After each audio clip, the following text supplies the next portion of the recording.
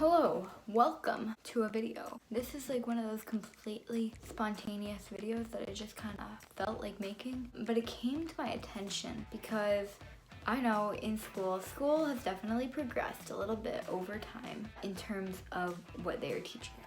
And yes, we do learn a lot of useless stuff that I will never need in life. Proofing the Pythagorean theorem, fg equals m times g, y minus y equals x over x. Like, please, if you are an adult, please comment below when the last time you used any of those formulas was.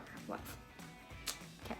But with that being said, I want to also defend the school system in terms of they have developed. Even in middle school, I had multiple classes where we talked about climate change, and we do bring those topics up in high school as well, which I don't think was always part of the curriculum. And I was thinking about my 6th grade year. I think that was the year I probably got the most exposure to climate change. I didn't really acknowledge it because I didn't have the passion for it yet. This whole obsession with being environmentally friendly started for me more in 8th grade. I had seen like a zero waster from early on, probably in 6th grade, but I remember just being confused. I had this one class called Environmental Explorations, which was super cool. Obviously, we talked about all things environmental, but I really didn't understand. I think I was too young to fully comprehend what was going on. I remember we talked about clothes being made of plastic. Well, duh, like polyester, like this shirt I'm wearing is my brother's. It's a hand-me-down, it's secondhand.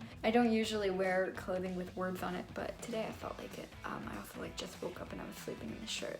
So, a little behind the scenes for you, but I just remember being confused, like, what do you mean our clothes are made of plastic? Like, this does not feel like plastic.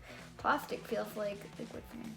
Plastic is like this mechanical pencil. Plastic is like, I feel like I don't have much of plastic because plastic stresses me out like crazy. Well, you know, plastic is plastic, right? I didn't think clothes were made of plastic. They also tried to explain how bottles are made of oil and all sorts of random stuff. I was confused and lost. I made a presentation about something in that class. Maybe I could find it, I don't know. One thing that caught my attention, I was cleaning out my room, and let me show you.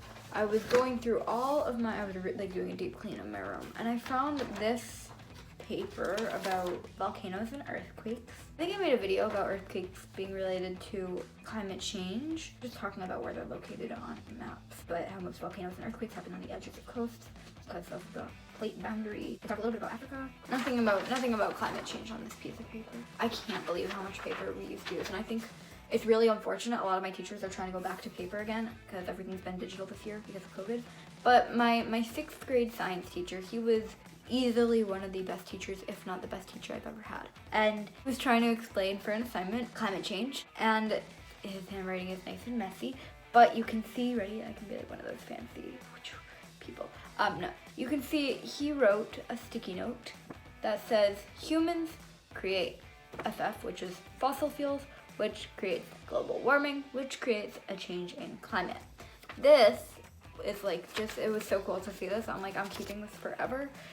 It's literally like, I probably thought nothing when he wrote this, but I don't know how I found it. That just shows like how bad I am at getting rid of stuff. I have my computer right here, and I wanted to open up one assignment that I remember we did in middle school about climate change, and I wanted to just see what I know. So let's check that right now. While I was looking for that, I actually found something kind of interesting, and I didn't expect to come across this, but it's talking about the Great Pacific Garbage Patch, which I think is the largest garbage patch in the ocean in the world, hopefully, because this is quite interesting. It says the Great Pacific Garbage Patch is 1.6 million kilometers squared, which is 3 times the size of France. The patch contains 1.8 trillion pieces of plastic. How did it form? The Great Pacific Garbage Patch was formed gradually as a result of ocean pollution gathered by the North Pacific Gyre.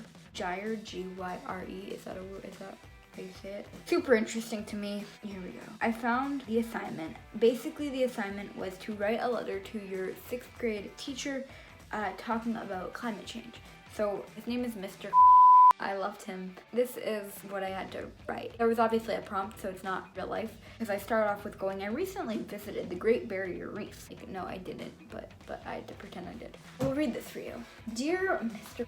This was March 12th, 2018, about 3 years ago, a little more than that now. Recently visited the Great Barrier Reef and have information to share with you about the reef, including the impact climate change has had on the reef. Holy crap, my writing is trash. I'm sorry to past Charlotte, but this is rough. Okay, the Great Barrier Reef is unique in its own way. It is the largest natural formation coral reef on Earth. The reef stretches for over 1,000 miles. This amazing site is also shallow and great for snorkeling and exploration. The Great Barrier Reef is on the eastern coast of Australia. Because of its massive size, astronauts can see the reef from space. The Great Barrier Reef is very beautiful and is home to a plethora of aquatic life. This includes fish, starfish, and turtles. The colorful coral and plants only add to the beauty of the reef. The reef is even known as one of the 7 natural wonders of the world. But all of these astonishing features will soon be gone.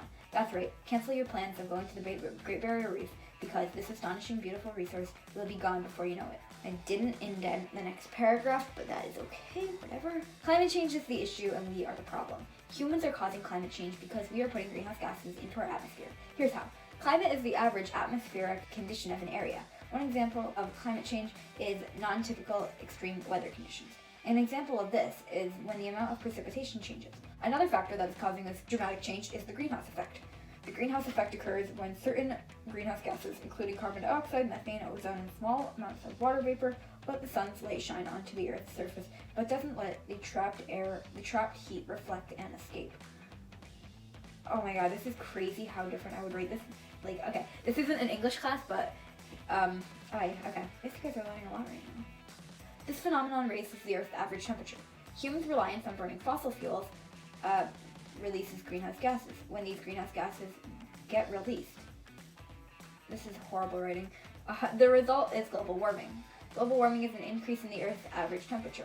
This is causing change in the Earth's climate. This means temperature is trending higher.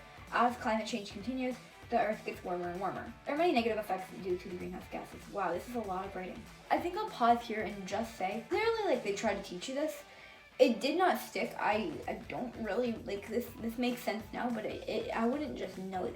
I also think one of the biggest problems with this assignment, first of all, the teacher is incredibly, like, strict. He cares about every word you use. Not strict in a bad way, it's just strict in, like, he really cares. That's why, like, my opening sentence, I couldn't use the word it.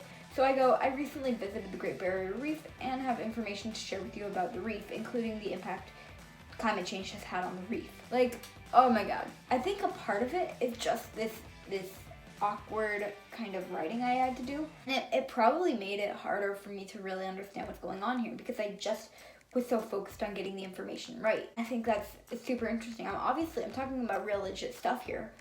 I don't know, this is not what opened my eyes to the whole climate situation, which is sad because I feel like what opened my eyes was just like, oh, you know, like, trash is bad. Like this is not what got me interested because I didn't get interested for another 2 more years. Should I read these last few paragraphs? Why not? If you want to skip forward, you can, but there are many negative effects due to the greenhouse gases we are putting in our atmosphere.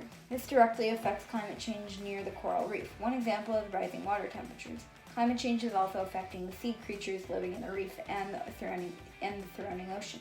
Another issue is the increasing ocean acidity. While ocean water is heating up because of climate change, it makes it hard for the corals to provide enough nutrients to their algae. This causes the algae to either leave or die. When this happens, the corals will become bleached and have white color. One positive side to this would be if the water cools down. Well, duh, it would be a positive side. What? If the water cools down, that's not going to happen because of climate change. I really wasn't understanding what was going on here. This would give the corals a slight chance to recover. Unfortunately, human activity is causing these issues, and unless something gets done immediately, we are never going to see the beautiful corals regenerate. Another problem is that the oceans are, I just have random commas here, this is so sad. The oceans are absorbing more and more carbon dioxide, CO2. As the ocean absorbs CO2, carbonic acid is created. Carbonic acid contributes to the deterioration of the coral and sea life. Other problems include pollution, trash, and coastal development, overfishing, and careless boaters. These all damage coral reefs. But what can we do to help? Anyone can help by reducing their carbon footprint. You can do this by cutting down the amount of water and energy you use. These are very important steps to take. Be sure to pick up after yourself, don't litter, and recycle everything that is recyclable. Okay, I'm proud of myself. I said like that is recyclable. Like I'm so cool. Okay. Also, if you snorkel in the reef, avoid damaging the corals by not getting too close to the reef if possible. Clearly, I had a double period. That's awkward. Clearly, if you can see how important it is to protect the Great Barrier Reef. If everyone does their part to protect the corals, we can keep the beautiful, luxurious reef alive and healthy.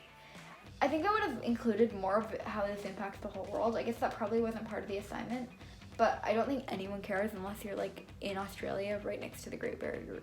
Okay, I also want to say that one other thing I remember from this class was we watched a documentary with, who's the guy? The guy with the cool name. We watched this movie and they were talking about cows being bad, and I just remember one thought, it's really quick. In my head I was like, well, if cows are the problem, why don't we just eat all the cows so that they can be gone? It's like, no, that's the problem. I didn't understand. And like, I didn't understand that the farts were the problem. I thought that was a joke. Like, I was like, that's stupid. It really didn't make sense to me. Oh, his name was Leonardo Dicaprio. I'm sorry, I just had a brain fart there. I follow him on Twitter, obviously I know who he is. Okay, so that was the point. He was in this documentary. It was super interesting, but I had no interest. It's interesting now, like, I care about it now. I kind of wish they could have waited a few years. Although, when we talk about climate change now in class, I get super anxious about it. I'm like, oh my god, no, I know all about this, blah, blah, blah. And like, I really want to just share, like, from the heart. But, you know, I hold it in. I just kind of like breathe, let everyone else learn at their own pace. A few moments later. So I think you all get the idea just with all that I just read. Sorry, that was like a lot. That was only a page of writing, but that felt like a lot. Yeah, you can just see like they definitely try to teach us.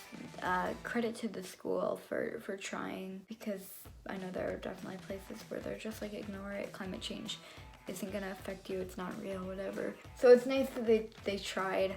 Of course, I don't know how you're supposed to get kids to care, because that all that I just read didn't make me care. It kind of just stressed me out that I had to make an assignment about it. I think I had to find climate change as a passion myself. The school couldn't make me passionate about it. That's just how my school works.